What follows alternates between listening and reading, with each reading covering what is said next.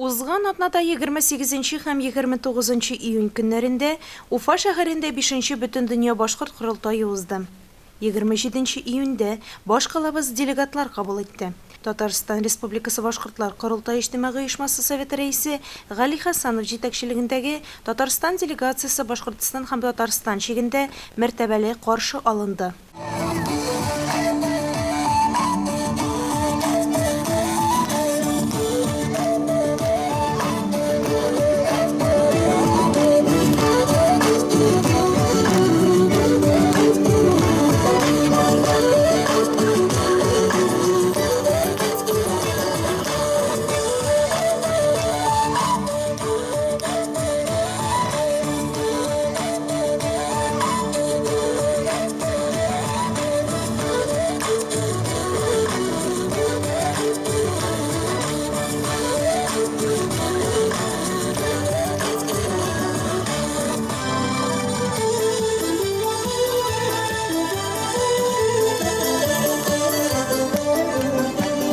Борынгыдан килгән гадәт, ата-баба йоласы, икмәк һәм тоз, тәмле сәксәк менән кунактарны каршы алаһы.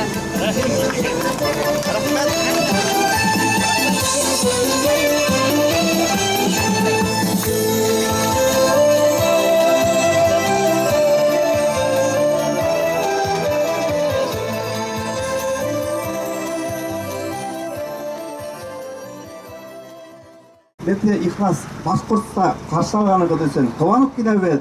Без әле Башкортстандын бүтә дөнья башкортлары корылтайына китеп барабыз. Татарстан делегация.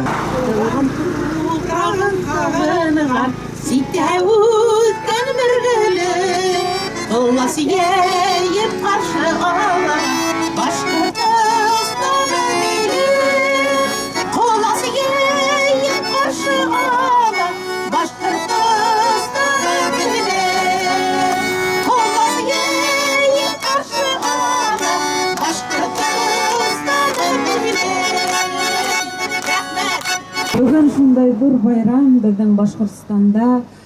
Бuna мин шатмын. Хәзерге бүгенге көндә үз телебездә һөйләшә алабыз. Горур-мын, шундай матур дәртле биюләрне күрә алабыз. Курайыбыз янында ошоларны бергәләп саклап калайык гомерлеккә. Бу безнең байлыгыбыз. Рәхмәт сезгә. Без бик шатбыз. Татарстан башкортлары исеменнән сезгә зур рәхмәт. Аралашудан соң Татарстан делегациясе Башкортстан Республикасы башкаласы Уфа шәһәрендә Бөтендөнья башкортлар корылтайының 5-нче съезды эшендә катнашу өчен юл тотты.